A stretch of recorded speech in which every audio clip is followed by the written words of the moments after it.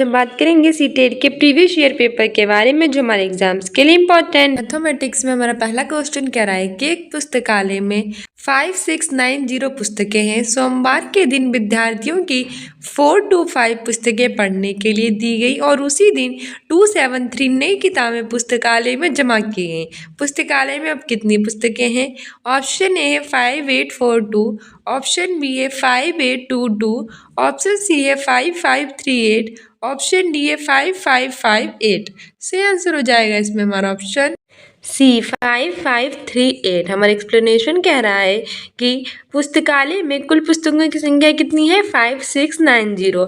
सोमवार के दिन विद्यार्थियों को पढ़ने के लिए दी गई पुस्तकें 425। सोमवार के दिन पुस्तकालय में बची पुस्तकें 5690 माइनस 425 बराबर 5265। सोमवार के दिन नई पुस्तकालय में जमा करने के बाद पुस्तकालय में पुस्तकों की संख्या 5265 प्लस 273 बराबर 5538। इस तरह से हमारा ऑप्शन सी सही हो जाएगा 5538। अगला क्वेश्चन कह रहा है कि 1/3 में कितने 1/12 हैं? How many 1/12 are there in 1/3? Option A है 6, ऑप्शन बी है 4, ऑप्शन सी है 9, ऑप्शन डी है 12। सही आंसर हो जाएगा ऑप्शन बी 4। हमारा एक्सप्लेनेशन कह रहा है कि 1/3 में 1/12 की संख्या 1/3 बटा 1/12 बराबर 12/3 बराबर 4। अगला क्वेश्चन कह रहा है क्या 80 के आधे से अधिक है? यह 4 दहाई से अधिक और 6 से कम है। इसके अंकों को योगफल 6 है। इसका दहाई का अंक इकाई के अंक का 2 गुना है। यह संख्या क्या है? A number is larger than half of 80, it is more than 4 tens and less than 6 tens. The sum of its digits in 6. Its 10 digit is double the ones digit. What is the number? Option A है 46, option B है 51, option C है 60, option D है 42। सही answer हो जाएगा option D 42। हमारा explanation कह रहा है कि माना इकाई का अंक b तथा दहाई का अंक a है। प्रश्नानुसार a प्लस बी बराबर 6 कि हमारा पहला समीकरण है और a बराबर 2 भी हमारा दूसरा समीकरण है। अतः समीकरण ए और समीकरण 2 से 3b बराबर 6, b बराबर 2 और a बराबर 4 था। अब इसकी संख्या कितनी हो जाएगी? 42। अगला क्वेश्चन कह रहा है कि 96 के सभी गुणनखंडों का योगफल है। The sum of all the factors of 96 is. Option A है 260, ऑप्शन बी है 246, ऑप्शन सी है 252, ऑप्शन डी है 248। सही आंसर हो जाएगा इसमें हमारा ऑप्शन सी 252। 96 के सभी गुणनखंडों का योगफल 252 है। जरा व्याख्या से देख लेते हैं कि कैसे। एक्चुअली 96 के गुणनखंड है 2 गुणे 2 गुणे 2 गुणे 2 गुणे 2 गुणे 3 बराबर 25 गुणे 3। 96 के सभी गुणनखंडों का योगफल है 2 की घात 0, 2 की घात 1, 2 की घात 2, 2 की घात 3, 2 की घात 4, 2 की घात 5 मल्टीप्लाई 3 की घात 0, 3 की घात 1 बराबर 1 plus 2 plus 4 plus 8 plus 16 plus 32। ये हमें इससे मिल जाएगा और ये हमें 4 इससे मिल जाएगा। इस तरह से हमारा 252 से आंसर हो जाएगा। क्वेश्चन कह रहा है कि निम्नलिखित में से सबसे छोटी संख्या कौन सी है? Which of the following is the smallest number? Option A 5.9853 multiply 10 की घात 3। दूसरा ऑप्शन है 6.595 गुणे 4। तीसरा कह रहा है कि 3.43 गुणे 10 की घात 5 और चौथा कह रहा है कि 7.004 गुणे 10 की घात 3। सही आंसर हो जाएगा इसमें हमारा ऑप्शन ए 5.9853 गुणे 10 की घात 3। ठीक है, हमारी एक्सप्लेनेशन कह रही है कि विकल्प ए से 5.9853 गुणे 10 की घात 3 बराबर 5985.3, विकल्प बी से 6.595 गुणे 10 की घात 4 बराबर 65950, विकल्प सी से 3.43 गुणे 10 की घात 5 34300, विकल्प डी से 7.004 गुणे 10 की घात 3 बराबर 7004। अतः सबसे छोटी संख्या है 5.9853 गुणे 10 की घात 3 है। ठीक है, हमारा अगला क्वेश्चन कह रहा है कि निम्नलिखित में से किस विभाजन में शेष उसमें अधिक होगा जो आप 176 को 3 से विभाजित करने पर प्राप्त करते हैं? विच of the following divisions Will the remainder be more than the remainder you get when you divide 176 by 3? Option A है 173 भाग 5, ऑप्शन बी 174 भाग 4, ऑप्शन सी 175 भाग 3, ऑप्शन डी 176 भाग 2। से आंसर हो जाएगा इसमें हमारा ऑप्शन ए 173 भाग 5। हमारी एक्सप्लेनेशन कह रहा है कि 176 को जब 3 से विभाजित करने पर क्या करते हैं कि 3 को 176 से जब विभाजित करते हैं तो 5 बाई टाइम में जाता है और 15 आता है। फिर हम फिर से इसको डिवाइड करते हैं, 8 टाइम में जाता है, 26/24 बराबर 2 शेष बचता है। इस तरह से विकल्प ए से 173/5 शेष 3 बचा, विकल्प बी से 174/4 शेष 2 बचा, विकल्प सी से 175/3 शेष 1 बचा और विकल्प डी से 176/2 शेष 0 बचा। अतः विकल्प ए 173 भाग 5 में प्राप्त शेष 176 को 3 से विभाजित करने पर प्राप्त शेष से अधिक होगा। अगला क्वेश्चन कह रहा है कि जब एक आयत को इसके केंद्र के पारित घुमाया जाता है वह निम्न घूर्णन कोण पर बिल्कुल पहले जैसा दिखाई देता है। When a rectangle is rotated about the center of the rectangle, it looks exactly the same at the following angle of rotation. Option A है 60 डिग्री, ऑप्शन बी है 90 डिग्री, ऑप्शन सी है 180 डिग्री और option D है 270 degree. से answer हो जाएगा option C 180 degree. हमारा explanation कह रहा है कि जब हम एक आयत को इसके केंद्र के परितः घुमाया जाता है तो ये 180 डिग्री घूर्णन कोण पर बिल्कुल पहले जैसा दिखाई देता है। ठीक है, ये आयत 180 डिग्री और आयत। हमारा अगला क्वेश्चन कह रहा है कि एक समचतुर्भुज की कितनी सममित रेखाएं हैं? How many lines of symmetry does a rhombus have? Option A है 0, ऑप्शन बी है 2, ऑप्शन सी है 4, ऑप्शन डी है 1। से आंसर हो जाएगा इसमें हमारा ऑप्शन बी 2। हमारा एक्सप्लेनेशन कह रहा है कि सममित रेखा वे रेखा होती है जो किसी आकृति या फिर वस्तु को 2 समान भागों में विभाजित करती है, सममित रेखा कहते हैं। सममित रेखा क्या होती है? जब ये किसी रेखा को 2 बराबर भागों में विभाजित करती है तो ये क्या कहलाती है? सममित रेखा। एक समचतुर्भुज आयत में 2 सममित रेखाएं होती हैं।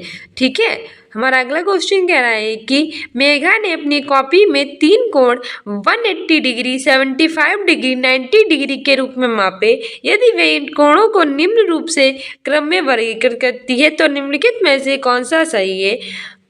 मेधा measures 3 angles as 108 degree, 75 degree, 90 degree, 108 degree, 75 degree, 90 degree in her notebook. Which of the following is correct if she categorizes these angles in the given order below? Option A कह रहा है अधिक कोण, न्यून कोण, समकोण, ऑप्शन बी है न्यून कोण, अधिक कोण, समकोण, ऑप्शन सी है अधिक कोण, संपूरक कोण, समकोण, ऑप्शन डी है संपूरक कोण, न्यून कोण, समकोण। से आंसर हो जाएगा हमारा ऑप्शन ए अधिक कोण, न्यून कोण और समकोण।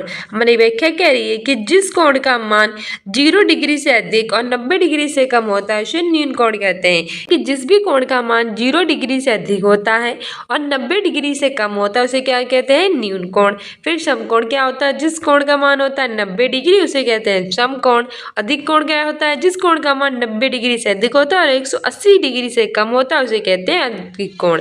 ठीक है, तो प्रश्नानुसार 108 डिग्री, 75 डिग्री और 90 डिग्री का कोणीय रूप होता है अधिक कोण, न्यून कोण और समकोण। ठीक है, क्योंकि 108 डिग्री जो है वो अधिक कोण कहलाएगी क्योंकि इसका मान 90 डिग्री से अधिक और 180 से कम है। 75 डिग्री जो होगा न्यून कोण कहलाएगा। क्यों? क्योंकि इसका मान 0 डिग्री से तो अधिक है कि 90 से कम है। और 90 डिग्री कोणीय रूप को कहेंगे समकोण क्योंकि इसका मान कितना है? 90 डिग्री है। ठीक है, समझ में आ गया होगा। ये होता है न्यून कोण, समकोण और अधिक कोण। अगला क्वेश्चन कह रहा है कि एक तार को मोड़कर एक आयत बनाया गया जिसका परिमाप 20 सेंटीमीटर है। उसी तार को फिर से मोड़कर एक वर्ग बनाया गया, इस वर्ग का क्षेत्रफल क्या होगा? A wire is bent in the from of a rectangle whose parameter is 20 centimetre. The same wire is again bent in a from of square. What will the area of this square? Option A है 20 centimetre, option B है 25 centimetre, option C है 30 centimetre, option D है 32 centimetre. से answer हो जाएगा 25 centimetre. हमारी explanations कह रहा है कि कि तार की लंबाई बराबर आयत का परिमाप। तार की लंबाई कितनी है? 20 सेंटीमीटर। तार की लंबाई बराबर वर्ग का परिमाप। 20 सेंटीमीटर वर्ग का परिमाप। 20 सेंटीमीटर बराबर 4 भुजा। वर्ग की भुजा a बराबर 5 सेंटीमीटर। वर्ग का क्षेत्रफल भुजा की घात 2 बराबर 5 की घात 2 बराबर 25 सेंटीमीटर। अगला क्वेश्चन कह रहा है कि निम्नलिखित तालिका को देखिए।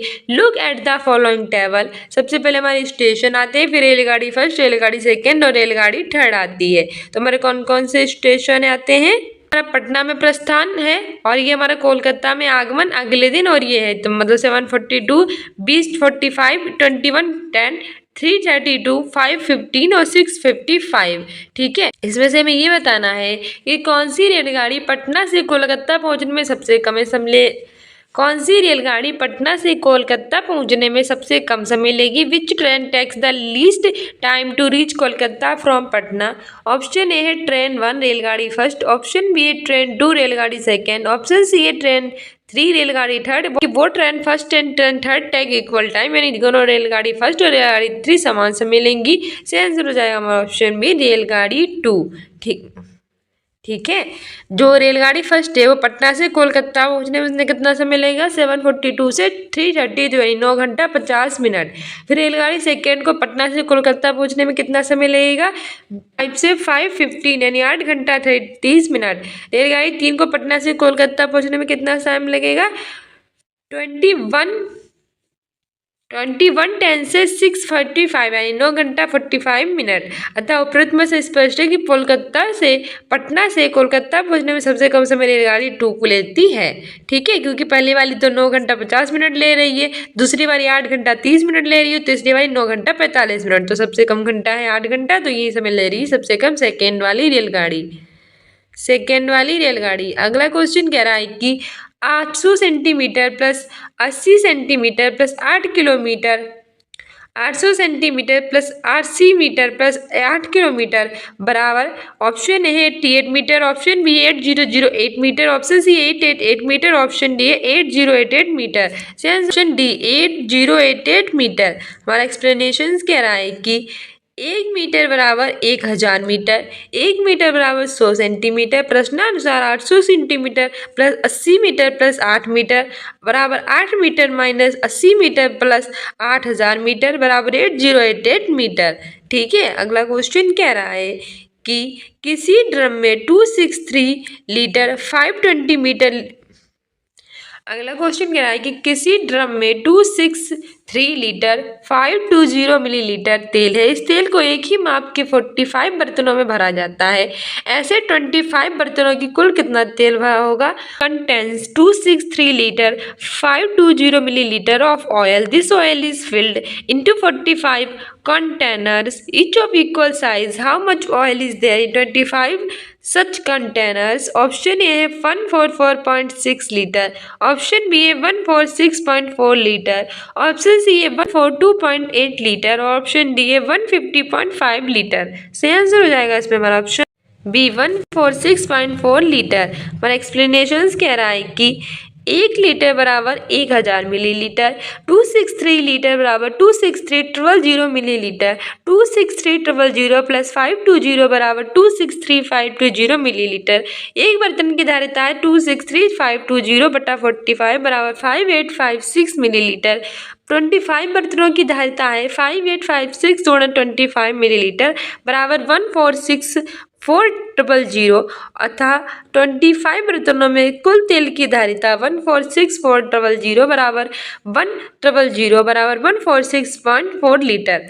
अगला क्वेश्चन कह रहा है कि the rate list of spices is given below, यानी कि मसालों की मूल्य सूची जो होती है इस तरह से नीचे दी गई है कि हमारे स्पाइसेस मसाले हैं जैसे कि प्राइस पर केजी मूल्य प्रति किलोग्राम में यानी कि धनिया ₹270, क्लोव्स यानी कि लौंग ₹550, कमीन यानी कि जीरा 191, इलायची ₹950, ब्लैक पेपर काली मिर्च ₹480।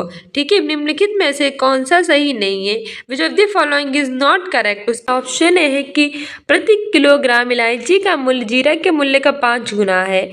ऑप्शन बी है कि प्रति किलोग्राम धनिये का मूल्य लौंग के मूल्य का लगभग आधा है। ऑप्शन सी है प्रति किलोग्राम लौंग का मूल्य जीरे के मूल्य का पूरा 3 गुना है। और ऑप्शन डी है प्रति किलोग्राम लौंग काली मिर्च से केवल 70 रुपये महंगी है। सही आंसर हो जाएगा इसमें हमारा ऑप्शन सी कि प्रति किलोग्राम लौंग का मूल्य जीरा के मूल्य का पूरा 3 गुना है। ये हमारा गलत है, बाकी सब सही है। ठीक है, एक्सप्लेनेशन से आप देख सकते हैं कि विकल्प ऐसे कि इलायची का मूल्य कितना है 950, जीरा का मूल्य कितना है 190, 190 गुणे 5 कितना हो गया 950, तो कितना है ये सत्य है। विकल्प बी से धनिये का मूल्य 270, लौंग का मूल्य 550 बराबर 550 बटा 2 कितना होगा 275। धनिये का मूल्य लौंग के मूल्य का कितना है लगभग आधा है। तीसरा कह रहा था कि विकल्प सी से लौंग का मूल्य 550, जीरा का मूल्य 190, 550 बराबर 190 गुणे 3 550 570 अतः विकल्प सी सही नहीं। इसे लौंग का मूल्य 550, काली मिर्च का मूल्य 480, 550 माइनस 480 बराबर 70 अतः विकल्प डी सही है। अगला क्वेश्चन कह रहा है कि स्टडी द फॉलोइंग पैटर्न, यानी निम्नलिखित पैटर्न का अध्ययन कीजिए। 1 गुणे 1 बराबर 1, 1 1 गुणे 1 1 बराबर 121, 1 1 1 गुणे 1 1 1 बराबर 1 2 3 2 1 1 1 1 1 मल्टीप्लाई 1 1 1 1 1 में अंकों की संख्या क्या है? ऑप्शन ए है 7, ऑप्शन बी है 8, ऑप्शन सी है 9, ऑप्शन डी है 10। सही आंसर हो जाएगा इसमें हमारा ऑप्शन सी 9। हमारा एक्सप्लेनेशन कह रहा है कि 1 मल्टीप्लाई 1 बराबर 1, 1 1 मल्टीप्लाई 1 1 बराबर 1 2 1, 1 1 1 मल्टीप्लाई 1 1 1 1 2 3 2 1, 1 1 1 मल्टीप्लाई 1 1 1 1 1 2 3 4 3 2 1, 1 1 1 1 1 मल्टीप्लाई 1 1 1 1 1 बराबर 1 2 3 4 5 4 3 2 1। अतः 1 1 1 1 मल्टीप्लाई 1 1 1 1 1 में अंकों की संख्या कितनी होगी 9 होगी। ठीक है कि निम्नलिखित कथनों में से कौन सा गणित की कक्षा में ह्यूरिस्टिक यानी कि स्वतः शोधन के उपयोग के बारे में सबसे कम उपयुक्त है? Which of the following statement is least appropriate about the use of heuristic in the mathematics classroom? पहला ऑप्शन है कि इसे समस्या समाधान के प्रणालियों के अध्ययन के रूप में समझा जा सकता है। It can be understood as the study of means methods of problem solving. Option B है इसकी निश्चित नियमों के रूप में कल्पना की जा सकती है। It can be visualised as rules of Thums.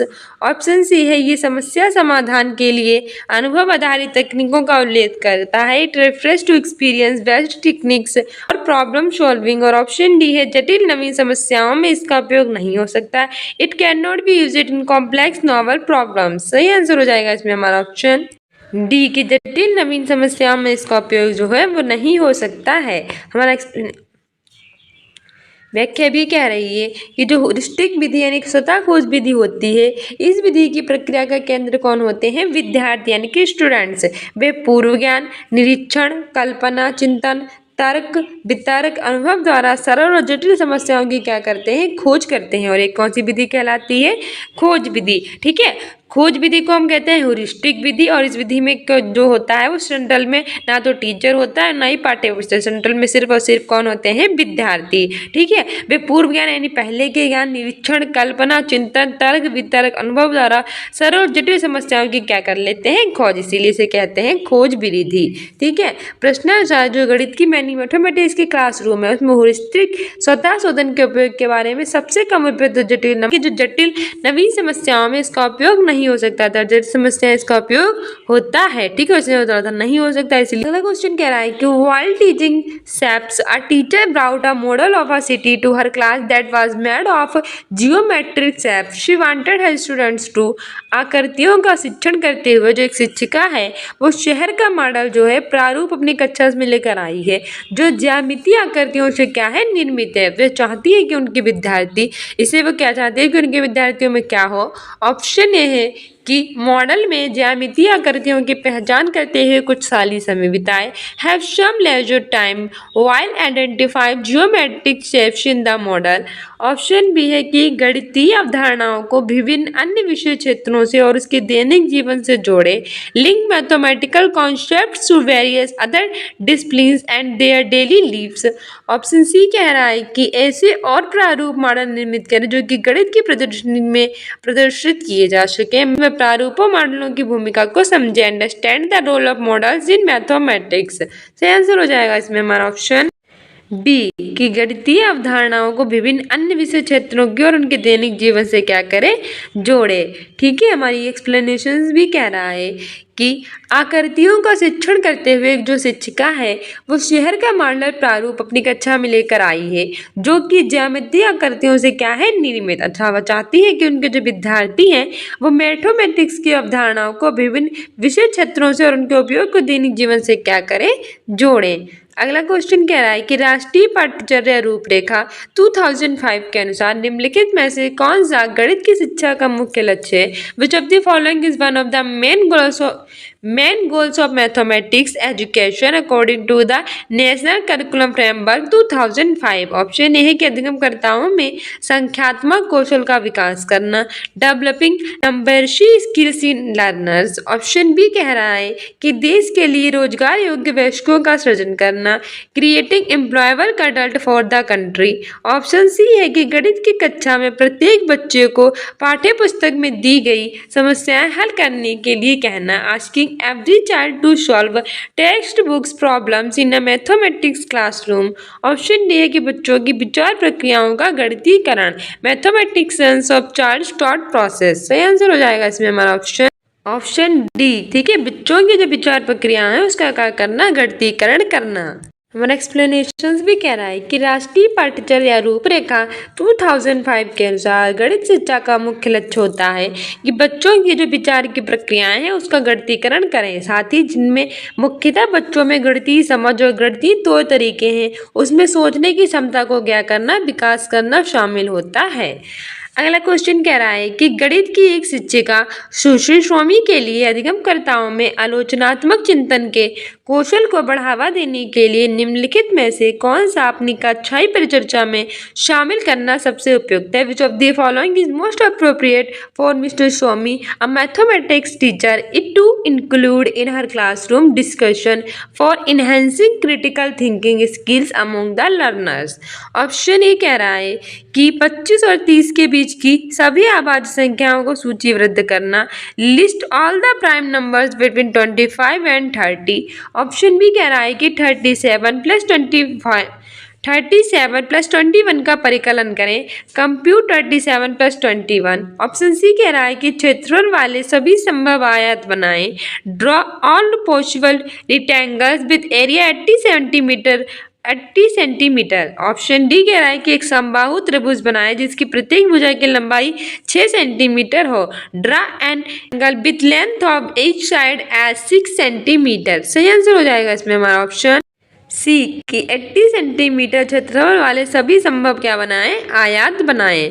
हमारा एक्सप्लेनेशन कह रहा है कि आलोचनात्मक चिंतन यानी कि जो क्रिटिकल थिंकिंग होती है ये तथ्यों का वस्तुपरक विश्लेषण यानी ऑब्जेक्टिव एनालिसिस करते हुए कोई निर्णय लेना आलोचनात्मक चिंतन क्या कहलाता है, आलोचनात्मक चिंतन। ठीक है, विश्लेषण करते हुए कोई निर्णय लेना आलोचनात्मक चिंतन कहलाता है। और हमारा प्रश्न दिया गया था कि गणित की जो टीचर है सुश्री के लिए अधिगमकर्ताओं में आलोचनात्मक चिंतन के कौशल को बढ़ावा देने के लिए कक्षाई परिचर्चा में 80 सेंटीमीटर क्षेत्रफल वाले सभी संभव आयत जो हैं वो बनाएं, शामिल करना जो होता है वो सबसे उपयुक्त होता है। अगला क्वेश्चन कह रहा है कि प्रायः ये देखा गया है कि जब प्राथमिक स्तर के विद्यार्थियों को इबारती सवाल हल करने के लिए दिए जाते हैं, अधिकांश बच्चे कहते हैं कि यदि आप हमें ये बताएंगे कि इस सवाल में कौन सी सक्रिया अपेक्षित है तब हम इस प्रकार के प्रश्नों को हल कर सकेंगे। इस स्थिति के लिए सर्वोत्तम कार्य कौन सा? It has been found that if a word problem is given to primary grade learners most of them would say if you tell me what operation is required in the question then I can solve it. Option A है कि बच्चों को गणितीय भाषा बहुत तकनीक यानी परिभाषिक प्राविधिक लगती है जिसको उनके दिन प्रतिदिन के जीवन की भाषा के माध्यम से सुदृढ़ नहीं किया जाता है। Childrens find mathematical language to be too technical and not रेडफास्ट to her everyday language. Option B है कि आमतौर पर इबारती सवाल प्राथमिक स्तर के शिक्षार्थियों द्वारा हल करने के लिए बहुत ही कठिन होते हैं। Word problems are generally too difficult to be solved by primary grade learners. Option C कह रहा है कि सामान्यतः बच्चे इबारती सवाल हल करने के लिए तरह तरह के बहाने बनाते हैं। Childrens usually excuse to solve word problem. और ऑप्शन डी है कि जो बच्चे अंग्रेजी भाषा में कमजोर हैं, केवल उन्हीं बच्चों को इबारती सवाल हल करने में इस तरह की कठिनाई होती है। Only those children who are weak in English language face this types of issue in word problem. सही आंसर हो जाएगा इसमें हमारा ऑप्शन ए है कि बच्चों को जो गणितीय भाषा है वो बहुत तकनीक परिभाषिक प्राविधिक लगती है, जिसको उसके दिन प्रतिदिन के यानी डेली के जीवन की भाषा के माध्यम से सुदृढ़ नहीं किया जाता है। ठीक है, हमारा एक्सप्लेनेशन कह रहा है कि गणित में इबारती सवाल दैनिक जीवन से संबंधित वस्तुओं, घटनाओं आदि का आकलन यानी कि जोड़ घटाना गुणा भाग के द्वारा हिसाब करना होता है। जैसे तनीश पास की दुकान में गया, तनीश जो है वो पास की दुकान में गया, उसने 40 रुपए की चीनी और 18 रुपए की गेहूं खरीदा। उसने दुकानदार को कितने रुपए दिए? और प्रश्न के अनुसार ये देखा जाता है कि जब प्राथमिक स्तर के शिक्षार्थियों में इबारती सवाल हल करने के लिए दिए जाते हैं तो अधिकांश बच्चे क्या करते हैं कि आप हमें ये बताएंगे कि इस सवाल में कौन सी सक्रिया यानी कि जोड़ घटाना गुणा भाग क्या शामिल है, तब भी प्रश्न को क्या कर देंगे, हल कर देंगे। इसका शाब्दिक उपयुक्त कारण होता है कि बच्चों को गणितीय भाषा बहुत तकनीक यानी परिभाषिक प्राविधिक लगती है। बच्चों को ऐसा लगता है कि मैथमेटिक्स बहुत ही ज्यादा तकनीकी है, जिससे उसके दिन प्रतिदिन के जीवन के भाषा के माध्यम से शोधन उसे नहीं किया जाता है। ठीक है, अगला क्वेश्चन कह रहा है कि एक प्राथमिक कक्षा का विद्यार्थी व्यवकलन पर प्रश्न को निम्न रूप से हल करता है। या primary grade student solves the question on subtractions in the following way of 101 minus 97 बराबर माइनस 97 बटा 096 बराबर 096। तो which of the following is most appropriate for the given situation, यानी इस कथन यानी कि इस परिस्थिति में कौन सा शब्द उपयुक्त होगा। ऑप्शन ए है कि बच्चे को व्यवकलन की अवधारणात्मक समझ है परंतु उसने त्रुटि असावधानी वंश की है। The child has conceptual understanding of subtraction but has made a careless error. Option B है कि समान प्रकार के प्रश्नों को हल करना निश्चित रूप से बच्चों को सही उत्तर तक ले जाएगा। Solving similar question will the child to the correct answer. Option C कह रहा है कि शिक्षक को समस्या हल करने के लिए श्याम पट्ट पर सही कलन विधि लिखनी चाहिए और बच्चों को उसकी नकल करनी चाहिए। The teacher should write the correct on black board to solve the problem and the child should copy it. Option D है कि बच्चे ने बड़े अंक में से छोटे अंक को घटाने का नियम गलत तरीके से इस्तेमाल प्रयोग किया है। The child has incorrectly used the rule of subtracting the smaller digit from the bigger. सही आंसर हो जाएगा इसमें हमारा ऑप्शन डी के जो बच्चे हैं उन्होंने बड़े अंक में से जो छोटे अंक है उसको घटाने के नियम गलत तरीके से इस्तेमाल यानी कि प्रयोग किया है। ठीक है, हमारे एक्सप्लेनेशन कह रही है कि व्यवकलन का अर्थ होता है घटाना या फिर घटाव। प्रश्न के अनुसार 101 माइनस 97 बराबर 096। इस प्रश्न को हल करने का शाब्दिक उपयुक्त त्रुटि का कारण बच्चे ने बड़े अंक में से क्या कर दिया है कि छोटे अंक को घटाने का नियम गलत तरीके से इस्तेमाल यानी कि प्रयोग किया है। अगला क्वेश्चन कह रहा है कि child in a primary mathematics class says that I have 3 pencils, I have 5 coloured pens, I have 1 sister. The child is referring to, यानी कि एक बच्चा गणित की प्राथमिक कक्षा में कहता है कि मेरे पास 3 पेंसिलें हैं, 5 रंगीन पेन है और मेरी एक बहन है। यानी कि बच्चा किस संबंध में बात कर रहा है। ऑप्शन ए है संख्यात्मक संख्या, ऑप्शन सी है क्रमसूचक संख्या, ऑप्शन डी है अंकित संख्या। सही आंसर हो जाएगा इसमें हमारा बी गणन संख्या। ठीक है, जी जो बच्चा कह रहा है कि मेरे पास 5 रंगीन पेन, 3 पेंसिलें और बहन है, तो ये क्या कर रहा है, ये गणन संख्या की बात कर रहा है। ठीक है, हमारे एक्सप्लेनेशंस कह रहा है कि गणन संख्या अच्छा होती क्या है, कॉर्डिनल संख्याएं वे प्राकृतिक संख्याएं होती हैं या घनात्मक संख्याएं। कॉर्डिनल संख्याएं वे प्राकृतिक संख्याएं घनात्मक पूर्णक संख्याएं होती हैं जिनको गणना करने के लिए उपयोग किया जाता है। ये कैसी संख्याएं होती है जिनको गणना के लिए प्रयोग करते हैं उसे गणन संख्याएं कहते हैं। सबसे छोटी कॉर्डिनल संख्या कितनी होती है, 1, और कॉर्डिनल नंबर का उदाहरण होता है 1 2 3 4 5 अनंत तक होता है। ठीक है, जहां तक जाए वहां तक इसे ले जा सकते हैं। और प्रश्न के अनुसार जैसे एक बच्चा कह रहा है कि प्राथमिक कक्षा में कहता है कि मेरे पास कितनी पेंसिलें हैं, 3, रंगीन पेन कितने हैं, 5, बहन कितनी है, 1। तो इसमें किसके बारे में बात कर रहा है, गणन संख्या के संबंध में बात कर रहा है। अगला क्वेश्चन कह रहा है कि निम्नलिखित में से कौन सा आंकड़ों के विश्लेषण का अनुसरण करने के सही अनुक्रम को दर्शा रहा है। Which of the following describe the correct sequence to be followed in data analysis. Option A है कि व्यवस्थित करना, छांटना, एकत्रित करना और निरूपण करना। Organising, sorting, collecting and representing. Option B कह रहा है कि छांटना, व्यवस्थित करना, एकत्रित करना और निरूपण करना। Sorting, organising, collecting and representing. Option C कह रहा है कि एकत्रित करना, छांटना, व्यवस्थित करना और निरूपण करना। Collecting, sorting, organising and representing. Option D कह रहा है कि निरूपण करना, व्यवस्थित करना, छांटना और एकत्रित करना। Representing, organising, sorting and collecting. सही आंसर हो जाएगा इसमें हमारा ऑप्शन सी, एकत्रित करना यानी कि कलेक्टिंग, छांटना यानी कि सॉर्टिंग, व्यवस्थित करना यानी ऑर्गेनाइजिंग और निरूपण करना यानी कि रिप्रेजेंटिंग। ठीक है, हमारा एक्सप्लेनेशन भी कह रहा है कि विश्लेषण का अर्थ है कि किसी वस्तु, किसी समस्या का अवलोकन करने के लिए उसे छोटे छोटे टुकड़ों में विभाजित कर उस वस्तु तथा समस्या की जानकारी प्राप्त करना। विश्लेषण करने का क्या मतलब होता है कि कोई भी वस्तु है उसी समस्या का क्या करना, अवलोकन करने के लिए उसे छोटे छोटे टुकड़ों में विभाजित कर देना और उस वस्तु तथा समस्या की क्या प्राप्त कर लेना, जानकारी। आंकड़ों का विश्लेषण का अनुसरण करने के लिए पहले हम आंकड़ों को क्या करते हैं, एकत्र करते हैं, फिर उसको हम छांट लेते हैं, फिर उसे व्यवस्थित करते हैं, फिर उसको क्या करते हैं, निरूपण करते हैं। सबसे पहले करना होता है आंकड़ों को एकत्र, फिर उसे छांटना होता है कि कौन सा सही है कौन सा गलत, हटा देते हैं, कुछ रूप में प्राप्त कर लेते हैं, फिर उन्हें एक क्रम से व्यवस्थित रूप से लगाते हैं, फिर उनका निरूपण करते हैं।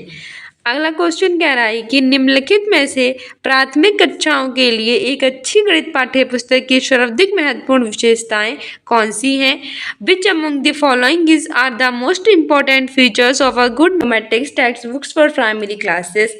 ऑप्शन ए है कि निगमनात्मक तरीके से अवधारणाएं प्रस्तुत करना, present concepts is a deductive manner. Option B है कि संवादात्मक और संधारात्मक तरीके से अवधारणाएं प्रस्तुत करना, present concepts in a interactive and contextual manner. Option C है हल किए हुए अधिक उदाहरण और गतिविधि आधारित आकलन सम्मिलित करना, include more solve examples and activity based assessment. सही विकल्प का चयन करना है। जाएगा इसमें हमारा ऑप्शन डी, बी एंड सी। हमारा एक्सप्लेनेशन कह रहा है कि प्राथमिक कक्षाओं के लिए एक अच्छी गणित पाठ्य पुस्तक की सर्वाधिक महत्वपूर्ण विशेषता है कि संवादात्मक और संधारात्मक तरीके से अवधारणाएं प्रस्तुत करें, हल किए हुए अधिक उदाहरण गतिविधि आधारित आकलन सम्मिलित करें और आगमनात्मक तरीके से अवधारणाएं प्रस्तुत करें। अगला क्वेश्चन कह रहा है कि राष्ट्रीय शिक्षा नीति या नीति 2020 के अनुसार निम्नलिखित में से कौन सी सीखने अधिगम के लिए एक अत्यावश्यक और अनिवार्य पूर्व इच्छा है। According to National Education Policy 2020, which of the following is an urgent and necessary prerequisite to learning? Option A खेल और शारीरिक स्वास्थ्य, sport and physical health. Option B है बुनियादी साक्षरता और संख्या ज्ञान, संख्यात्मकता, foundational literacy and numeracy. Option C है गणन कौशल विकसित करना, डेवलपिंग काउंटिंग स्किल्स।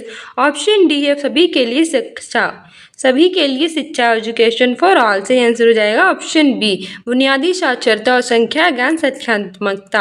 हमारे एक्सप्लेनेशन कह रहा है कि राष्ट्रीय शिक्षा नीति न्यू एजुकेशन पॉलिसी 2020 के अनुसार बुनियादी साक्षरता और संख्या ज्ञान, संख्यात्मकता अधिगम के लिए एक आवश्यक और अनिवार्य पूर्व इच्छा है।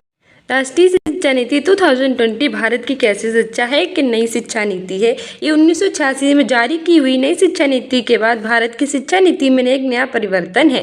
अब स्कूली शिक्षा 10+2 ना होकर 5+3+3+4 पैटर्न पर होगी। ठीक है, कौन सा 5+3+3+4। बुनियादी साक्षरता और संख्या ज्ञान कक्षा 3 के अंत तक बच्चों के बीच अर्थ के साथ पढ़ने और बुनियादी गणित की समस्याओं को हल करने की क्षमता को संदर्भित करती है। राष्ट्रीय शिक्षा नीति 2020-25 तक सभी बच्चों के बीच बुनियादी साक्षरता और अंक ज्ञान हासिल करने को सर्वोच्च प्राथमिकता देती है।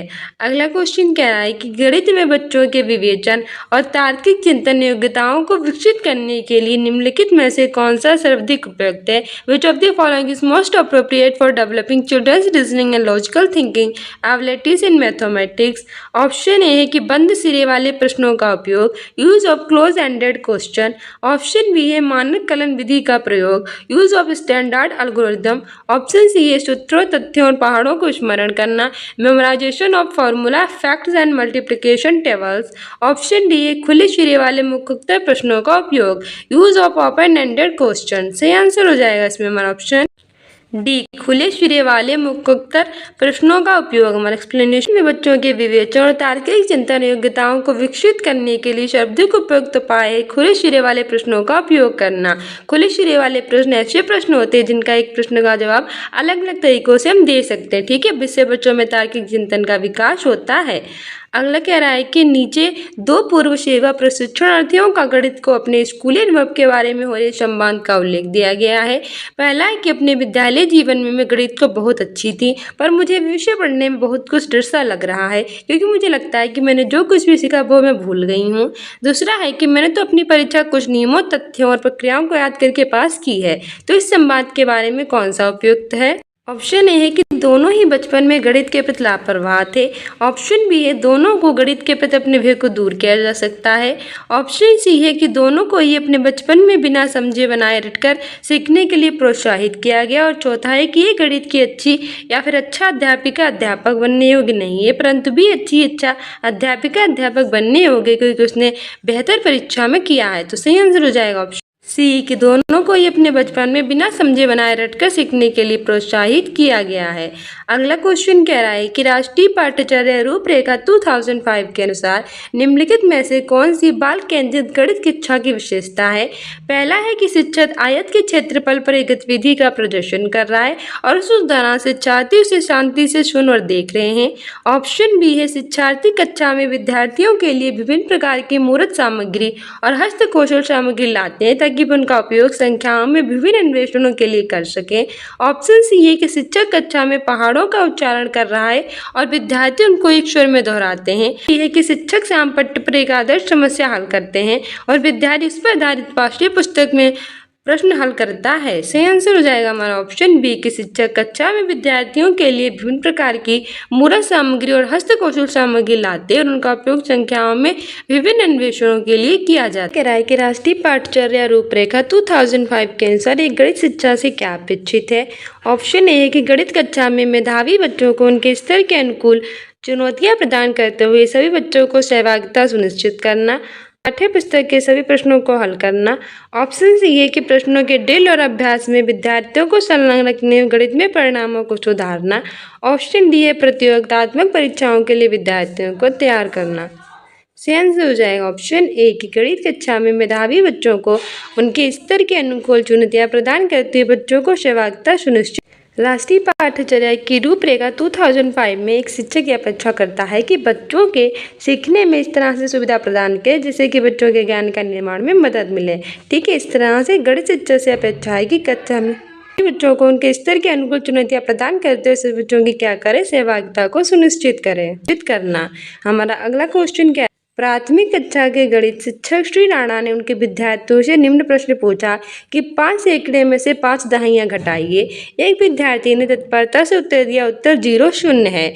तो ये कौन सी स्थिति के संबंध में शाब्दिक उपयुक्त है? ऑप्शन ए है कि शिक्षक ने कक्षा के समक्ष गलत तरीके से प्रश्न प्रस्तुत किया था। ऑप्शन बी है कि शिक्षक को ऐसी 10 और समस्याएं अभ्यास के लिए देनी चाहिए जब तक विद्यार्थी स्वयं सही से हल ना करे। ऑप्शन सी है कि शिक्षक को समस्या को सरल करना चाहिए ताकि विद्यार्थी सही से हल कर सके। कि भ्रांति पहचानने के लिए शिक्षक को विद्यार्थी से अपने उत्तर को समझाने के लिए कहना। सही आंसर हो जाएगा ऑप्शन डी, सबसे अच्छा आंसर है। हमारा एक्सप्लेनेशन कह रहा है कि श्री राणा ने विद्यार्थियों से पूछा कि 5 सैकड़ों में से 5 दहाइयाँ घटाइए। 5 सैकड़े बराबर 500, 5 दहाइयाँ बराबर 50 बराबर 500, प्रश्नानुसार -5 400, 500 - 400 प्रश्नानुसार 500 - 50 बराबर 450, परंतु एक बच्चे ने उत्तर 0 दिया। ऐसी स्थिति का सर्वाधिक उपयुक्त नहीं है कि उसकी भ्रांति है उसको पहचाने और शिक्षक को विद्यार्थी से अपने उत्तर को समझने के लिए कहें। ठीक है। इसका प्रीवियस ईयर का पेपर जो हमारे एग्जाम्स के लिए इम्पोर्टेंट था, अपने एग्जाम में बेटर करने के लिए आप सुबह 8 बजे हमारे सीटेट के प्रीवियस ईयर देख सकते हैं प्राइमरी लेवल के, और रात के 8 बजे देख सकते हैं CTET previous year paper junior level के। करंट अफेयर भी देख सकते हैं सुबह 10 बजे, और इसकी प्रैक्टिस शीट भी देख सकते हैं, कम्युनिटी पोस्ट में आंसर दे सकते हैं। इंस्टाग्राम और फेसबुक पे हमें फॉलो कर सकते हैं। मिलते हैं नेक्स्ट वीडियो में। Keep loving, keep watching, keep sharing. Thank you, bye.